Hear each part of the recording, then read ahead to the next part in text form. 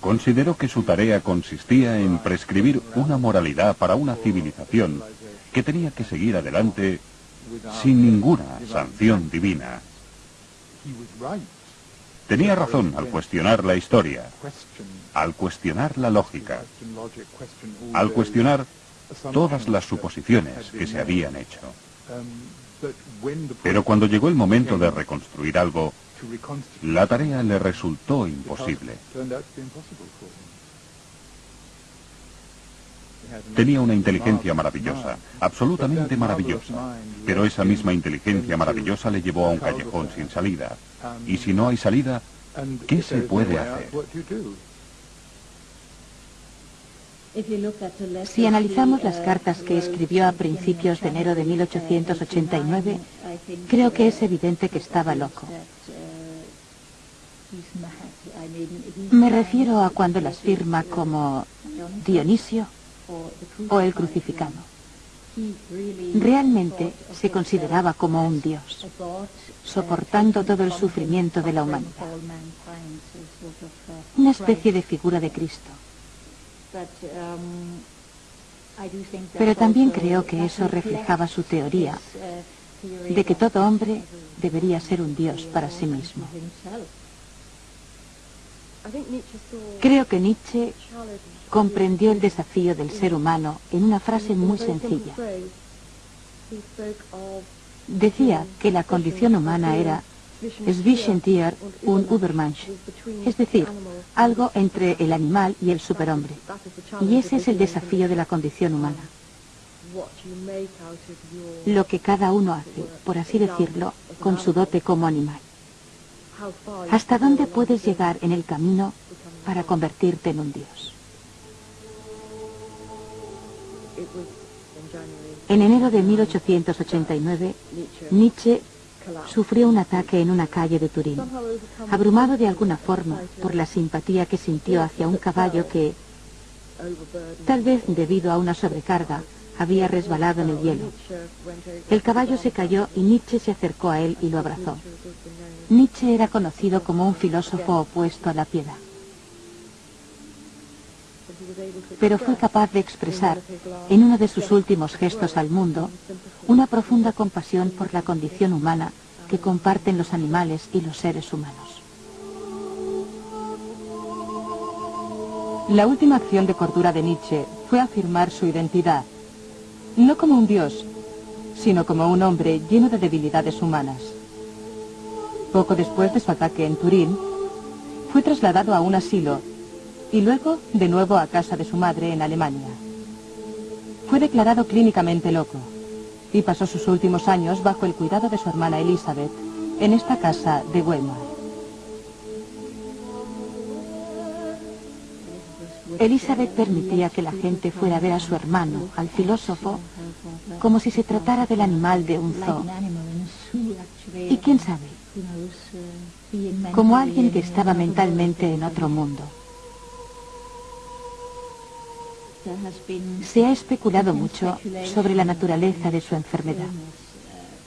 Una parálisis progresiva, que podría ser el resultado de una infección sifilítica. Pero hay ciertos detalles del diagnóstico que no encajan. Por ejemplo, el hecho de que viviera más o menos como un vegetal durante 11 años. Eso es mucho tiempo para alguien con una parálisis como la suya. Nietzsche murió en 1900 de un ataque de apoplejía. Durante los siguientes 30 años, Elizabeth controló el legado literario de su hermano, incluyendo su obra inconclusa, La transvaloración de todos los valores. Editó secciones de esta obra junto a selecciones de sus notas no publicadas en una colección titulada La voluntad de poder. Por medio de este libro, intentó promocionar falsamente a Nietzsche como un pensador nazi. Cuando él murió, Elizabeth convirtió su casa en un santuario de Nietzsche para el culto a Nietzsche y el culto a su persona y a su filosofía. A muchos intelectuales nazis les gustaba venir aquí, incluso al Führer.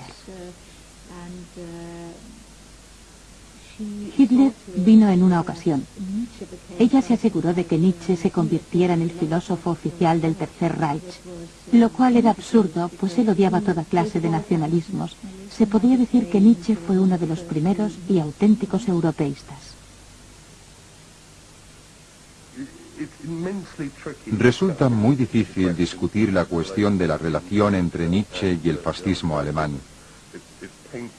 Es realmente doloroso ver lo cerca que parecía estar de afirmaciones como «soy dinamita y voy a hacer volar esta situación». Y no es difícil no verlo como un verdadero deseo de que eso ocurriera.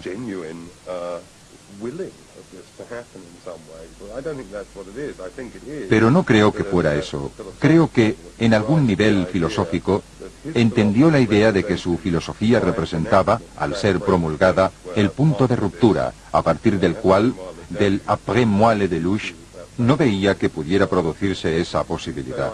Parece irónico que Nietzsche fuera tomado como un prototipo de fascista, porque, por supuesto, él se muestra enfáticamente en contra de cualquier cosa que denigre al individuo de esa forma. Él dice que si no se puede vivir más allá de o por encima de la ley, la obligación del filósofo es cuestionar todos los valores. Lo cual significa que si tienes que vivir fuera de o más allá de las reglas, dice que si no puedes hacer eso, si como filósofo esa tarea es demasiado grande, entonces se debe crear otra ley. O de lo contrario, buscar el refugio en la locura.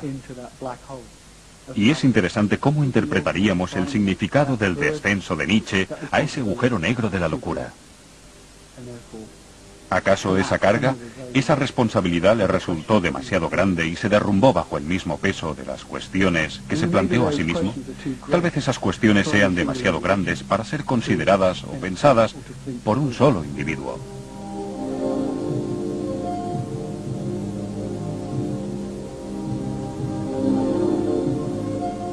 La mejor virtud del gran pensador es la magnanimidad con la que, como hombre erudito, intrépidamente y a menudo con cierto azoramiento y con frecuencia con una burla sublime, se ofrece a sí mismo y a su vida como sacrificio supremo.